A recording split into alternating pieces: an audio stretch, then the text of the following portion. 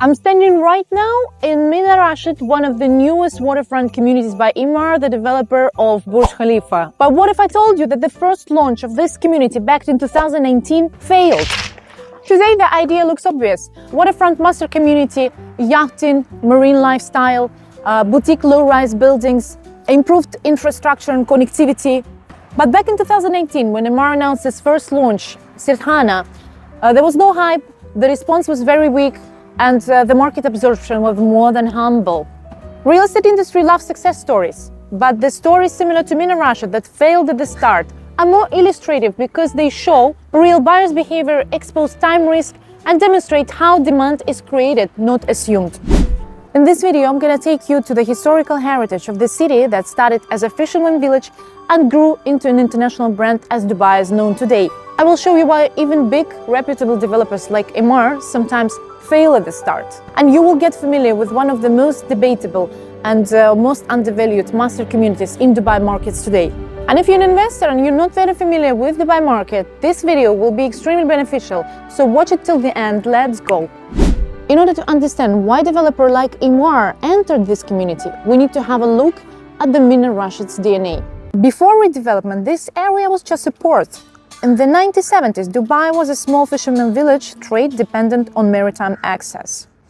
Dubai could handle early trade but could not accommodate larger modern vessels. Shipping volumes and vessel sizes were increasing faster than infrastructure. A deep water port was required. In the early 70s, Sheikh Rashid bin Said Al Maktoum, the father of the current ruler Sheikh Mohammed, approved the construction of the large man-made port before demand existed. It was a strategic decision before trade volumes justified it. At this time, Dubai had a small population, limited revenues, and no certainty of future trade volumes. The strategy was infrastructure-led growth, and the vision of Sheikh Rashid was ahead of time. The project faced criticism. Many viewed it as oversized and premature. But the logic was clear. Creek expansion alone was not sufficient. Global trade was scaling rapidly. Ports attract trade, not the other way around. The port was designed to create relevance, not respond to it. So, in 1972, Port Rashid was officially opened. It was one of the region's first modern deep water ports capable of handling cargo, containers, and passengers vessels. Its impact was crucial. Port Rashid enabled international shipping access. It positioned Dubai within international trade routes. It supported logistic growth and foreign trade and contributed into Dubai's transition into an international commercial hub. As trade volumes increased, capacity shifted to a larger port of Jebel Ali. Cargo operations moved away from Port Rashid and it was transformed into a cruise terminal and maritime tourism getaway. This reflects a consistent pattern of Dubai's planning approach. Infrastructure is reused, not written off. So when Emaar entered the site, the value was not speculative. The land already had coastal access, maritime zoning, and long-term strategic importance. So Mina Rashid was not undeveloped land, it was underutilized. So Emaar's first launch in this area was announced in 2018 and it was called Sirdhana. The positioning was focused on future waterfront living and marina lifestyle master plan. The launch prices were between 1 to 1.1 million, which looks unbelievable today. But at this time, even these prices that look very low today were not aligned with the buyer's perception of the location. So why the market rejected it? The launch faced several issues. It was at the end of the cycle, so the market sentiment was weak, there was no completed benchmark, exit visibility was limited.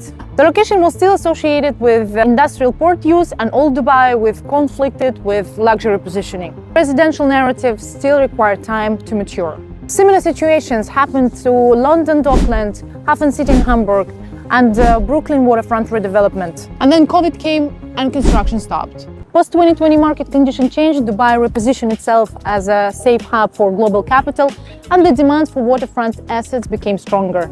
So Emaar restructured the project. Sirdhana name disappeared from the marketing materials, and it was absorbed by the reimagined concept of the entire area that was called Rashid Yachts and Marina. Masterplan was clarified, pricing adjusted as demand went up.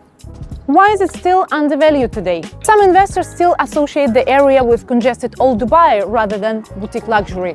The master plan spans across a long time horizon. There is no enough secondary market data due to project immaturity. The infrastructure perception lags behind reality. And this leads us to connectivity discussion. For decades, Mina Rashid and all Dubai suffered from the same issue. They were physically close to the city, but functionally disconnected. So Dubai Road and Transportation Authority had to address this problem. So the RTA infrastructure projects includes 4 key points. First, Shindagha corridor. This infrastructure project integrates Deira, Bur Dubai, Mina Rashid, while also serving Dubai Maritime City and Dubai Islands. It ensures increased road capacity, new bridges and tunnels, and significant reduction in travel time. This shifts Mina Rashid from peripheral to integrated with the central city hubs. Second, Infinity Bridge. The Infinity Bridge replaces the Shindagha Tunnel as the main Bur Dubai Deira crossing.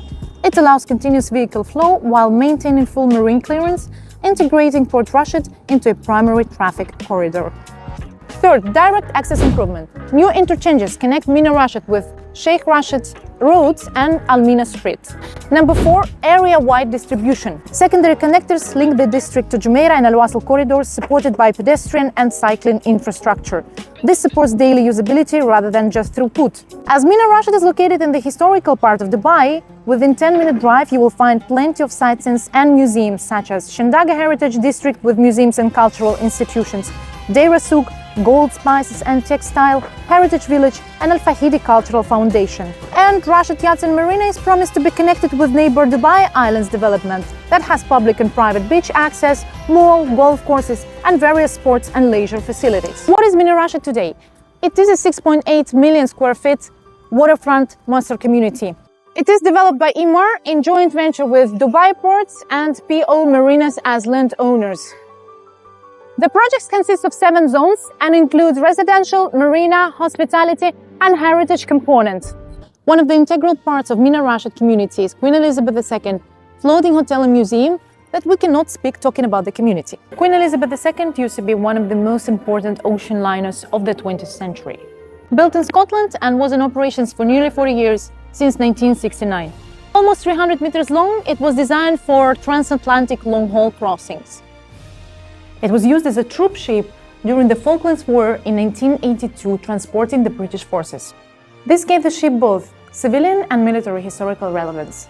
In 2007, it came to Dubai because it was bought from auction by Emaar World, part of DP World, for around $100 million. The acquisition occurred just before the global financial crisis. At the time of sale, it was still operational, but the initial plan included to convert it into a luxury floating hotel, to moor it as landmark hospitality asset, to integrate it into a larger waterfront tourism ecosystem. The initial location was Palm Jumeirah, but the financial crisis interrupted the plans for 10 years. So until 2017, the ship stayed moored in Port Rashid, being unused but maintained regularly to support structural integrity. The official hotel opening was in 2018, and today it operates as event venue, floating hotel and heritage attraction. The ship retains original interiors, including grand lounge, original staircases and fittings, dining spaces, and since 2024, the hotel is operated by Accor Hotel Group. Mina Rashid did not launch into immediate demand. It allowed early entry pricing and rewarded patient capital. And until today, it did not reveal its full potential, as just the phase 1 is handing over now, and Emaar still has a lot of new launches in their pipeline. So why choosing Mina Rashid today? Number 1, lower price per square foot than comparable established waterfronts.